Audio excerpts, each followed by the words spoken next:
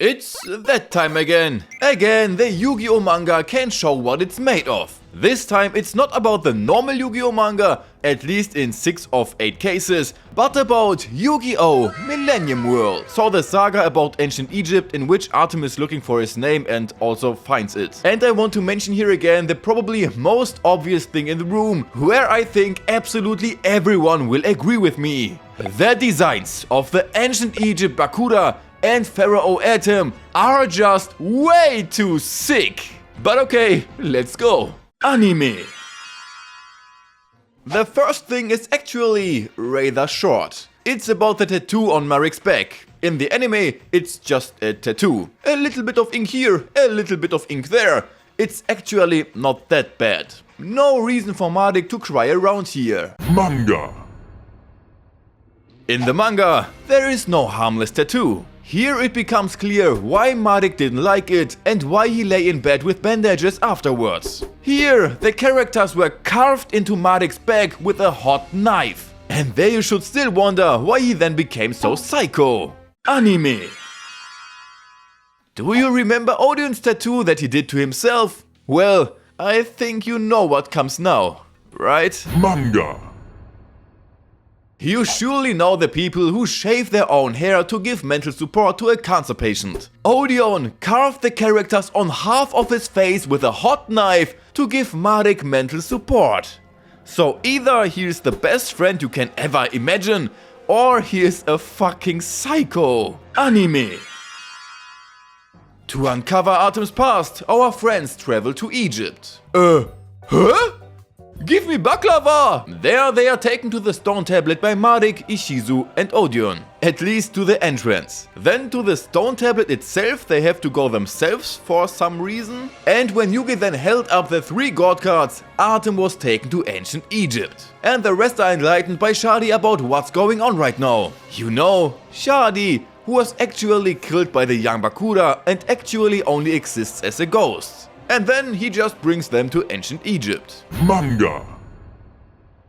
Here our friends travel to the Domino Museum. Huh? Give me! Domino baklava! Where then neither of the 3 known characters came, and then afterwards Shadi didn't show up, but a so-called Bobasa is waiting for them. He is the guardian of the Millennium Objects, which he would literally carry in his body, because he has extra for it in his body pressure points. Gives more bodily effort to his profession than... forget it. He has served for many years under Shadi and accompanies our friends to the stone tablet. When Artem now starts again his way alone to ancient Egypt, the friends want to go with him again. No problem, but before that the Millennium Scale comes into play. It really has a use here. Bobasa uses it to check whether people have good intentions. Which works for everyone, but the scale says that Bakura is evil and has bad intentions. Which, what we all know, is true. Anime. Yami Bakura sneaks along into the past and from then on takes over the body of the old Bakura, King of Thieves. He is freed by his people, grabs an old sarcophagus and goes to visit Atem in the evening. With the gold carried to it, he wants to buy off the Millennium Objects, and in this sarcophagus is the old pharaoh inside. That is Atem's father. He then pushes it to him after Artem himself wants to go into action. Manga. In the manga, of course, Yami Bakura also comes to the past, but here he remains separated from his former self. Also, the King of Thieves is not trapped here, and also he gets around alone with extra gold, since a king carries a lot of gold. The gold here is actually only to show off what he has taken from Akhenkamon's tomb, whose mummified corpse he also drags behind him with a rope. Bakura is not so nice and kicks him then to Atem. But Atem goes quite chill to Bakura, while they all fight there in the background, pushes Bakura aside, picks him up and takes him away. So damn much more epic in the manga. Anime.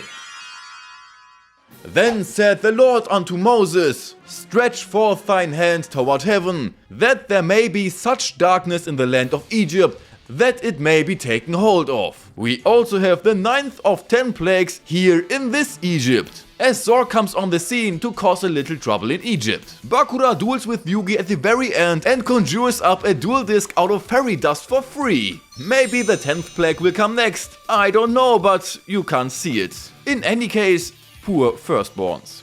Manga. Yeah, in the manga, Bakura was also into duels. And since the two Bakuras weren't one here, he could even duel Joey beforehand. What fun! With Joey and Yugi, the duel disc just popped up. Bakura, however, was already a little too bored with that. He wanted to be one with his duel disc, and that's why he formed it out of his fucking arm. And on this occasion, I also want to show you the duel between Bakura and Joey. It's just way too wild what's going on there. So they start, Bakura plays Zoma and Joey the Panther Warrior. Without Joey sacrificing anything for his attack, he just attacks Bakura. All well, all good, everyone likes cheating, but this activates Zoma's special effect. Because if Zoma is destroyed in battle, the attacker becomes possessed by him. And if he's possessed by Zoma, he just dies. So this card is a fucking instant win. Anime. Bakura wants the Millennium Ring and therefore challenges Mahat to a fight. When things look bad for Mahat, he simply dissolves and goes into the Magician of Dark Illusion with his soul, thus creating the Dark Magician. Ole ole ole! Yugi's main card is born. Well, almost. He just needs to dye his hair purple. Manga. Here, too, the two fight each other one-on-one. Shortly before the defeat, Mahat recites a formula, then lets himself be cut open and killed by one of the swinging blades, and with his soul he thereby creates the Dark Magician. And this is the Dark Magician from the movie. Anime. You don't see anything? That's because the entire scene was left out in the anime. Manga. After Bakura gets the Millennium Ring, he goes to an inn to have a good snack. He pays with a golden bracelet, which, as you can imagine, is a little too much, and thus the others around him became aware of him. They now want to take his gold and threaten him with a knife. Very bad idea, as you can imagine. One spell later, the guys no longer surround Bakura, but only their blood. Then Bakura and Bakura just sit at the table and laugh. Anime. Remember Bobasa from the manga? He actually also appeared in the anime, but he didn't really have a significant role. He actually only ate all the time, and at the end he could fly, so he flew our friends to the entrance to the grave, and then he just disappeared into thin air. Manga. When Zork was reborn, the places of Millennium items appeared in Bobasa's body and he transformed into the Pharaoh's savior, who was just there in the anime and wasn't even Bobasa. Bobasa has so much more depth in the manga and also really has a use and a meaning. A quick extra thing, because the first two didn't come from the Ancient Egypt saga. Anime. In the anime, all the Millennium items were placed in the specific spot, which then Akhenaten completed. Then Akhenaten got powers from Zork and becomes a weird priest thing. Above all, he also put the Millennium Eye in the right place. He had to, because otherwise Zork would never have come out. And when Zork gave him the powers and he transformed, the eye was then just still there. Manga. The Millennium items are also plugged in here. Everything is in there except the Millennium Eye. Of course, it's Akhenaten's eye after all. So he just rips it out himself and then puts it in there to summon Zork. I think that's super sick that you just see that in the manga. Zork then gives him some power as thanks, so he transforms here too. But then Akhenaten takes the eye out of the weird sarcophagus and puts it back in him. So as it would be also logical. Unless Zork would disappear by it, but he isn't, so I think that all fits. That's it again with this video. I hope you enjoyed it and I hope to see you again next time, so take care my friends.